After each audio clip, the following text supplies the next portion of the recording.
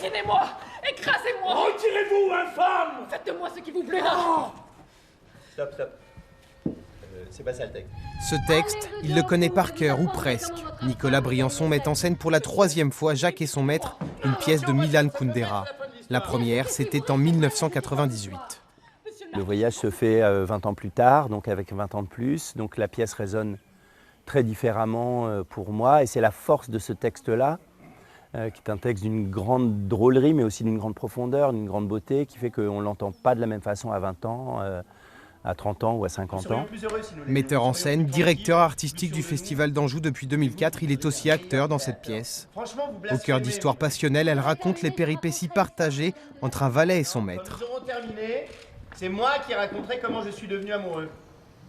C'est votre maître qui va décider qui va raconter. Parfois j'emmerde mes camarades parce que je connais leurs textes aussi par cœur, donc quand ils se gourent, je les reprends parce que je sais même peut-être presque mieux leur texte que le mien, parce que le texte, moi je sais pas, j'ai dû jouer Jacques et son maître 400 quelques fois. Avant la première, pour l'ouverture du festival, ultime répétition. Les costumes ne sont pas encore sortis, l'objectif c'est d'abord de bien travailler les scènes de cette pièce. Celui qui nous a inventé. Mais c'est important parce que c'est pas grave, on ne te fait pas mal. Une pièce de théâtre dans un lieu unique. Le château du Plessis-Massé accueille chaque année le Festival d'Anjou. Avec un bâtiment médiéval pour décor, les spectacles ont lieu dans la cour extérieure, avec forcément une dose d'imprévu. Ça peut être pendant qu'on joue une pièce classique, n'est-ce pas, qui se passe au début du siècle, un avion qui passe, et du coup il faut assumer l'avion qui passe. Ça peut être les oiseaux, les animaux, le vent, la pluie, le soleil, plein de choses en fait.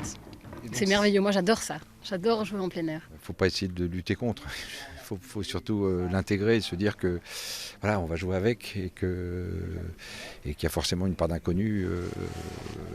Il y a un peu la sensation qu'il y a une partie qui nous échappe, qui va s'improviser au moment où ça va jouer.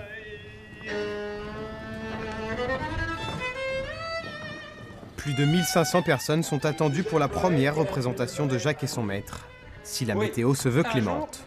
Un jeune poète est venu chez notre maître. Les poètes venaient souvent l'embêter. Les jeunes poètes sont toujours légion. Ils s'accroissent d'environ 400 000 chaque année, rien qu'en France.